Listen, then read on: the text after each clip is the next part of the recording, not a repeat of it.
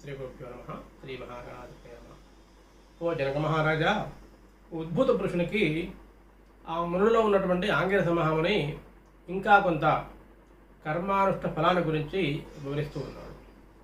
ఆ ఉద్భూత పురుషుడు ఆంగిరసమునికి నమస్కరించి, మహాత్మా, నేను ధనలోభుడిగా ఉండి అనేకమైనటువంటి పాపకృత్యాలు చేయడం వల్ల నరకలోకంలో అనేక శిక్షలు అనుభవించి చిట్ట చివరకు ఎటువంటి స్పందన లేనటువంటి అడవిలో మానై పుట్టాను, ఎండిపోయాను.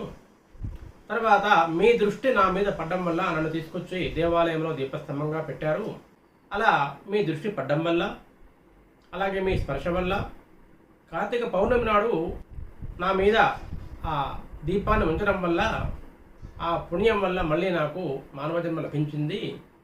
కాబట్టి నాకు కర్మానుష్ఠం గురించి, కర్మ ఫలాన్ని గురించి తెలియజేసి నన్ను కృతార్థుని చేయండి అని నమస్కరించుకుంటాడు. దానికి ఆంగిరస మహాముని, పోయి ఇదంతా కూడా గత అధ్యాయంలో చెప్పినట్లుగా ఒక మాయాతీతమైనటువంటిది. ముందుగా మనం జ్ఞానాన్ని సంపాదించాలి, కర్మలు చేస్తూ ఉండాలి. అయితే చేసే కర్మ నేనే చేస్తున్నాను అనేటువంటి భావన రాకూడదు. జన్మించిన తర్వాత ఎవరెవరికి ఏ కర్మలైతే నియమించబడ్డాయో అటువంటి కర్మలు తప్పకుండా చేయాల్సిందే. కర్మలు చేయకుండా ఉండకూడదు. కర్మలు చేయకుండా ఉండడం కూడా పాపమే. అయితే చేసే కర్మలన్నీ కూడా నేనే చేస్తున్నాను అనేటువంటి భావన ఎప్పుడైతే ఉంటుందో అప్పుడు కర్మ ఫలం అందుకుంటుంది. కర్మలు చేస్తున్నాను కానీ నా కోసం చేయడం లేదు అనేటువంటి భావనతోటి కర్మ ఫలాన్ని ఆశించకుండా ఎప్పుడైతే కర్మలు చేస్తామో, అలాగే చేసిన కర్మ ఫలాన్ని గత అధ్యాయంలో చెప్పుకున్నట్లుగా భగవద్ అర్పణము చేస్తామో అప్పుడు కర్మఫలాలను మనకు అంటకుండా ఉంటుంది. అయితే దీనికి జ్ఞానాన్ని సంపాదించాలి. జ్ఞానం సంపాదించాలి అంటే మనం ఏ విధంగానైతే కర్మ ఉండే వరకు ఆహారం తీసుకుంటామో అలా జ్ఞానం పొందే వరకు కర్మలు చేస్తుండాల్సిందే. త్వరగా జ్ఞానం పొందాలి అంటే ఒక మంచి ఉపాయం ఉన్నది. దీనిని శ్రీ మహావిష్ణువు చెప్పగా నేను విన్నాను. అది చాతుర్మాస్య వ్రతము. శ్రీ మహావిష్ణువు ఆషాఢ శుద్ధ ఏకాదశి రోజు మహాలక్ష్మితో కలిసి పాలసముద్రములో శేషపానుపై యోగ నిద్రలో ఉంటాడు. మళ్ళీ కార్తీక శుద్ధ ద్వాదశి రోజు యోగ నిద్ర నుంచి మేల్కొంటాడు. ఈ 4 నెలల కాలాన్ని చాతుర్మాస్యము అంటారు. ఈ చాతుర్మాస్యంలో చేసేటువంటి పూజలు, జపాలు, పారాయణలు, యజ్ఞాలు, యాగాలు, దైవ సంబంధ కార్యాల వల్ల శ్రీహరి ప్రీతి చెందుతాడు. శ్రీహరి ప్రీతి చెందడం వల్ల మనకి జ్ఞానము వస్తుంది. శ్రీహరి జ్ఞానాన్ని ప్రసాదిస్తాడు అంటూ కర్మ గురించి ఇంకా కొద్దిగా వివరంగా ఆంగిరస మహాముని ఉద్భూత పురుషునికి వివరిస్తున్నాడు. ముఖ్యంగా ప్రతి వ్యక్తి కూడా అతను చేసేటువంటి కర్మలన్నీ కూడా 3 రకాలుగా ఉంటాయి. ఒకటి ప్రారబ్ధ కర్మ, రెండవది సంచిత కర్మ, మూడవది ఆగామి కర్మ. ప్రారబ్ధ కర్మ అంటే గత జన్మలో మనము చేసుకున్న కర్మ ఏదైతే ఉందో ఆ కర్మ అంతా కూడా ఈ జన్మలో అనుభవించేటువంటి దాన్ని, అంటే గత జన్మ అంటే 1 జన్మ కావచ్చు, 4 జన్మలు కావచ్చు. జన్మలలో ఉన్నటువంటి కర్మ ఫలితాన్ని ఈ జన్మలో అనుభవించాలని ప్రారబ్ధ కర్మ అంటారు. ఎవరైనా కష్టాల్లో ఉన్నారు, ఏమంటారు? వాడి ప్రారబ్ధం అలా ఏడ్చింది అంటారు. ఆ వ్యక్తి కూడా నా ప్రారబ్ధం ఇలా తగలబడింది అంటాడు. అంటే ప్రారబ్ధము అంటే పూర్వజన్మలో ఉన్నటువంటి కర్మ ఫలితము. అది మంచి కర్మ కావచ్చు, చెడు కర్మ కావచ్చు. ఎవరైనా బాగా సుఖంగా ఉంటారు, బ్రహ్మాండంగా ఉన్నారు, అనుకోకుండా వాళ్ళకి ఏదో కలిసి వచ్చింది, వారికి ఏంటండి వారి ప్రారంధం చాలా బాగుంది అంటారు. కష్టాల్లో ఉన్నారు, వారి ప్రారంధం అలా ఏడ్చింది అంటారు. అంటే ఏంటి? ఎక్కువ శ్రమ పడకుండా ఏదైనా కష్టం వచ్చినా సుఖం వచ్చినా దానికి కారణం ఏమిటి? ఏదో పూర్వజన్మలో చేసుకున్న కర్మ ఫలితము అనేటువంటిది ఒక మనకున్న విశ్వాసం. అది ప్రారబ్ధ కర్మ.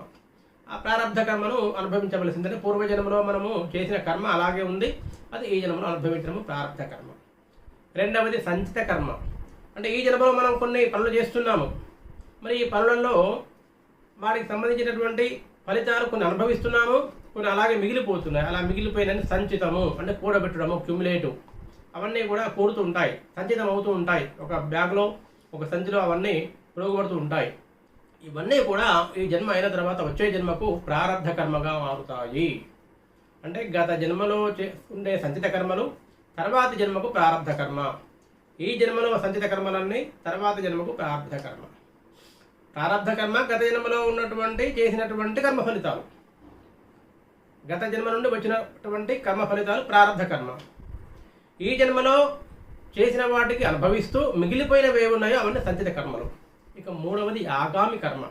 ఈ ఆగామి కర్మ అనేటువంటిది అది సంచిత కర్మగా మారవచ్చు, మారకపోవచ్చు.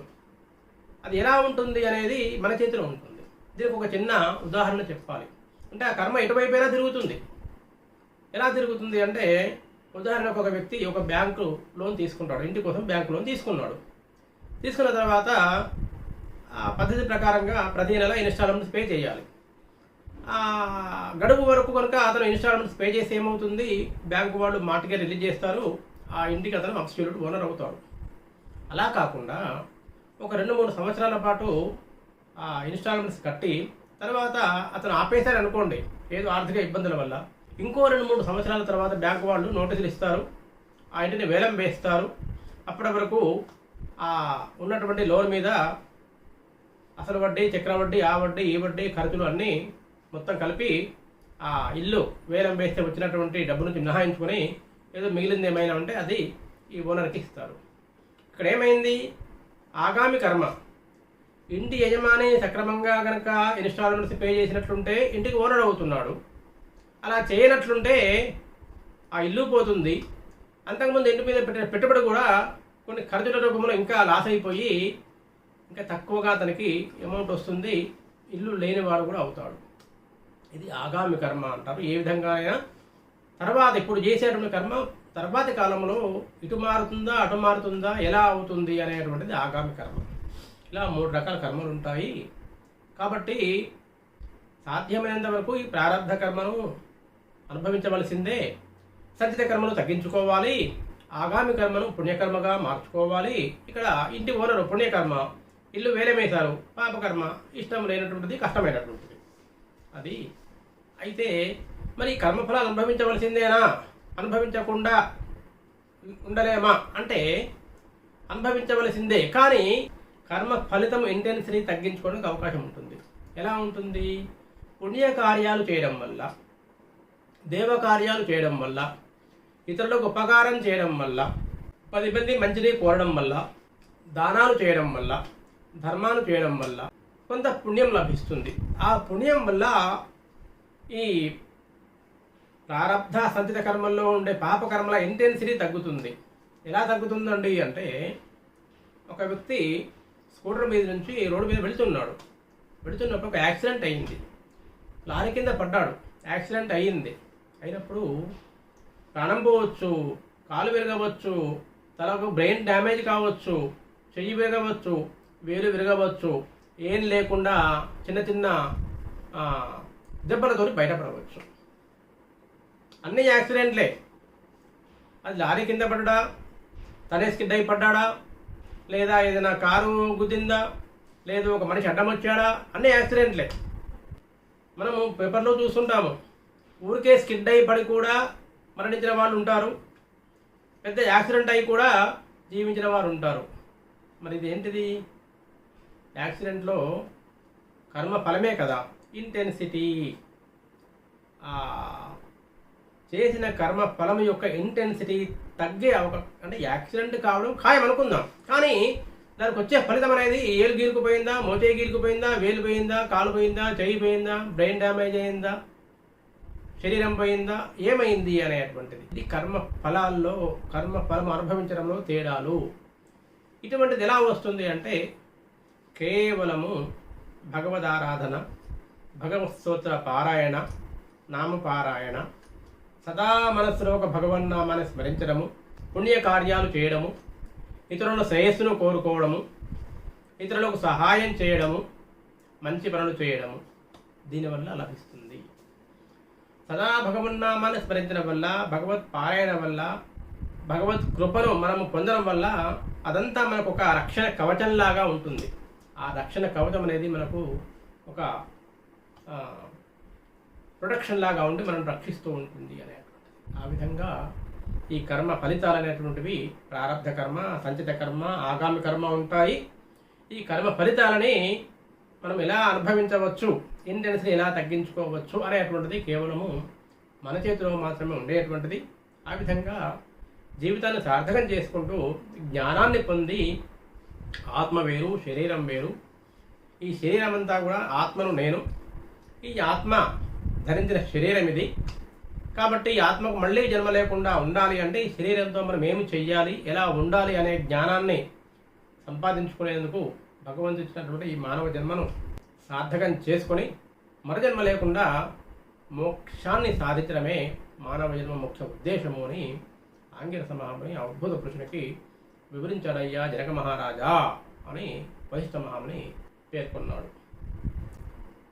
మీకు కనుక ఈ వీడియో నచ్చినట్లుంటే అందరికీ షేర్ చేయండి, లైక్ చేయండి, కింద కామెంట్ పెట్టండి, ఛానల్ని సబ్స్క్రైబ్ చేసుకోండి. ధన్యవాదాలు.